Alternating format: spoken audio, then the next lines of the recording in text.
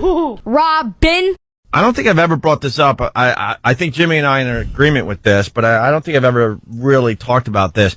I have a pet peeve that I forgot about until over the holiday. I was coming out of a hotel and waiting for our car, and this lady with her friend, they're two older ladies, probably like 50-something, and they're in fur coats from head to toe. And I don't know if I've ever admitted this, but I despise people that wear fur. I have never been on a PETA website. I've never done a demonstration. I don't look at the horrible videos of baby seals being, like, clubbed. But when I see someone in a fur coat, especially the one I saw where you get to still see the red fox's head. Yeah, why did they put Red Fox's head was on there? Yeah. Why did they do that? The fox of a... the head of a red fox. Right. Just, I didn't pay my taxes, dummy. Take the jacket out of me. Lamont, why am I on the jacket? Draped around her neck. I go into such a rage that I would be one of these people that would throw paint. No problem. Really? I'm just too busy to do that. You know, but I'm not going to go try to save the whales and what all is that it? crap. If it's not about the animal and you really don't care about, like...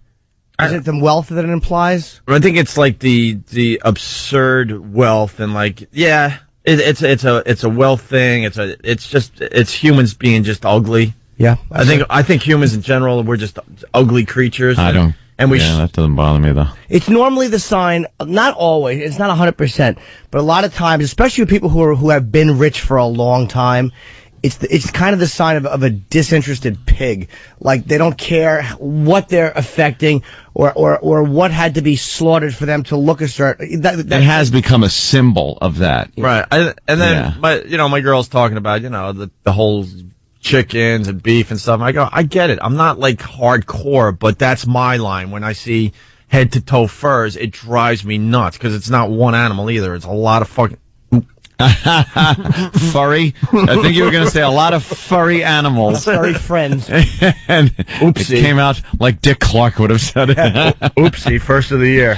So I'm sitting there waiting for the car, and they're just standing there, and they're smoking their cigarettes, and they got their Botox in their face, and I just despise these two, and I don't even know them.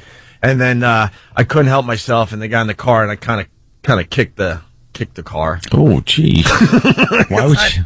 Because I had to do something. I was so frustrated that I was watching this display of wealth in front of me. And you can't... It's disgusting display of wealth. And it's amazing you say something like, I hate fur, and then someone will go, well, do you wear leather shoes? Yes. I'm not saying it's 100% consistent. It's just, that bugs me. Yes. Yeah. I mean, I'm not saying, yeah. I kind of like that's my line, though. Everyone has their line, or in Ant's case, no line. You know why it doesn't bother me? And I'm serious. I'm serious about this. Our time will come. Humans' time will come where we're not so friggin' pompous and top of the food chain and all-knowing, all-seeing. We all think everything that we do is fantastic. And one of these days, hopefully it'll be a giant meteor will hit or something. God, please let it be an alien race that could just wipe us out. That would be hysterical to watch. People thinking we'd be able to do something. Meanwhile, the aliens, to them, we're like ants. Oh, yeah. Like an ant looking at us going, oh, I think we can beat them. Oh, can you? Jimmy has... Little raid. Jimmy has some new material on that. Yeah? Yeah, that we heard on the other night. Yeah. I don't remember it. Go see Jimmy soon. I just improv every night. It's a new hour. But yeah, eventually you're right. I mean, eventually our time will come. So in the meantime, good. Think you're almighty, all-knowing, everything. Our buildings are so great. We fly. We do some pretty cool stuff. But the bottom line, the time will come. Hey, Tony's got a good... Stupid humans. Hate them. Got Tony in Jersey. Tony, go ahead. What's up, guys? Hey. I agree with Opie about the fur on women, but I wanted to know about men. Do you feel the same way if a man is wearing a full fur coat? Look, I'll be the first to admit, I think I talk for a lot of guys out there when I say this. When you see two women that are 5'5", 5'6", in their early 50s wearing fur, it's you size them up and go, yeah, I could take these two. So I'm going to get a little obnoxious. I'm going to kick their car and stuff.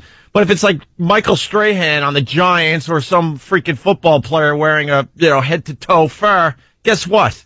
You're going to turn around and walk away. I concur. That's human nature. We all think we're tough, but we always size up the person we're being tough with. When we have road rage, it's not with an SUV with tinted windows. It's usually a minivan and a woman driving, or you know what I mean? We always size up the people.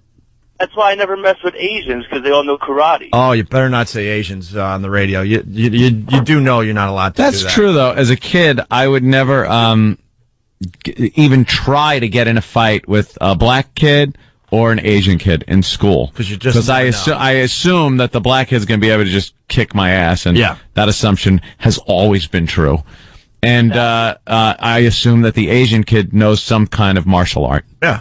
Well, I think with Asians, martial arts is more cultural, so the odds are you're right. Yeah. I mean, for them, it's a much more cultural thing to learn the martial arts. Like, for us, it's just a way of kicking somebody's ass. But I think a lot of Asian cultures kind of have it as a way of discipline and, like... I've known in school, there was this one Asian kid, all he knew was a stance. He knew the stance to get into if a fight was going to start. And he never had a fight. Once he would do that, the other kid would back down. How do you know he didn't know how to fight? Because he told me. Oh, He's just like, I don't know anything like that. He goes, I learned one thing, and that was like the stance where, you keep your stability. Yeah. And he puts his hands up, and it was like, oh my God, he's going to Bruce Lee your ass. But no, he just didn't know. Good defense. Big fan. First time caller. Thanks, Tony. Thank you, my friend. But I'm not telling my story to act like a tough guy. I'll completely admit it. If it's like someone playing, in the NFL or something, they got a fur coat on, but I'm keeping my mouth shut. Yeah. Oh my God. What? Yeah. Yeah. Well, that's what we're dealing with, Jimmy. What can I tell you? That's corporate radio for you. Come on, no way that one. Yeah, no way. I'm telling you, you're not allowed to say anything about Asians on the radio, or it'll be dumped out. Oh my God. But it's not. We weren't using it as some type of a stereotype. I do apologize to the Asians that listen to the Opie and Anthony show. Basically, we'd love to talk about you a little more. We can't mention stuff. Basically, this company has decided that you guys don't have a sense of humor. So if you're Asian, that's what this company is telling you. You don't have a sense of humor, so we're not allowed to, make fun. We can't even not make fun. We can't even talk about you. Right. So I apologize to the Asian listeners. You can't be part of the fun because this show is absolutely discriminatory to Asians, and it's beyond our control. We'd love to talk about you, your culture, whatever. But for some reason, everything we mention about the Asian people and culture gets dumped out of fear. And I'm not even talking bad things or anything or a stereotype or something. Anything we say. But by the way, I told you I went and saw Juno. Yeah. And there's a scene in Shut up. There's a scene in Juno where one of the characters goes to an abortion clinic and there's an Asian girl in high school outside protesting in horrendous broken English. And I'm like, there you go. There you go. You're allowed to do it in movies. You're allowed to do it on TV, but on radio, you're not allowed to do it. Oh. So if you're Asian, they're basically saying you don't have a sense of humor and you can't be part of the Opie and Anthony experience. We'd love for them to be. We would love for Asian people to be able to be part of this program, but I don't know. Some people have seen fit to just eliminate you from our program, which I think is a lot more detrimental than talking about the culture and the people. Crazy people. We have crazy people working. The caller was dumped out, and the reason was because it was a stereotype? Yeah. Not 1 ounce of ill intent, not 1 ounce of negativity, just stating a fact. And that's going to lead to every stereotype being dumped out of a radio show. But can people just think a little forward of what is said on this show and really think if it's going to make trouble? Think if it's worthy of a group getting together and saying we want this show reprimanded for what they said. When we say one thing, we understand things that can be interpreted as hate speech, even in a ridiculous way. But there are certain things that are nothing more than cultural discussion. Not even stereotypes or goofing. It's a cultural discussion that is now being just trotted upon on our show. Asians don't have a sense of humor. That's what the company's saying. Apparently. That's what the company's saying. Good luck to the next show they bring in. Wow. Good luck. Good luck to you. Good luck. Because they know what they're doing. That's tough. They know how to compete in the new world. It's mind-boggling. It blows my mind. I can almost understand if they said, look, we've had trouble with different special interest groups. If you say something vicious about a group that's like again, someone said hate speech. Yeah. It's intended to really attack and be horribly derogatory for no reason, no humor. We're going to dump it because we've had a lot of problems with these groups and it's a business. I wouldn't like it, but I could live with it. Mm-hmm. I can understand that. That's a business decision. It makes sense. You don't. We wouldn't be happy about it, but to dump. At least there'd be a reason. To dump out of a caller who mentioned that a certain group knows karate. Yeah. It is mind-boggling. And that to suggest that perhaps it is, and not even to be sure about it, but as a discussion, to suggest that perhaps it's cultural. It is cultural, and it's okay that it's cultural. Right, but apparently it's not okay. Why? Oh, my God. it's insane. Man. Asian Day on the Opie and Anthony show. I want to invite up Asian people and just discuss the culture a little bit. That's all. Can we do that? Or would the show be taken off the air? When you go and see Juno, which is a great movie, that's going to win all sorts of awards come Oscar season, you'll see the scene I saw, and I sat there in the theater like, amazing the double standard that is going on. If you're a cartoon character, if you're in a movie, then you could do stereotype humor. Yeah. But if you're trying to entertain people on a radio show, you can't.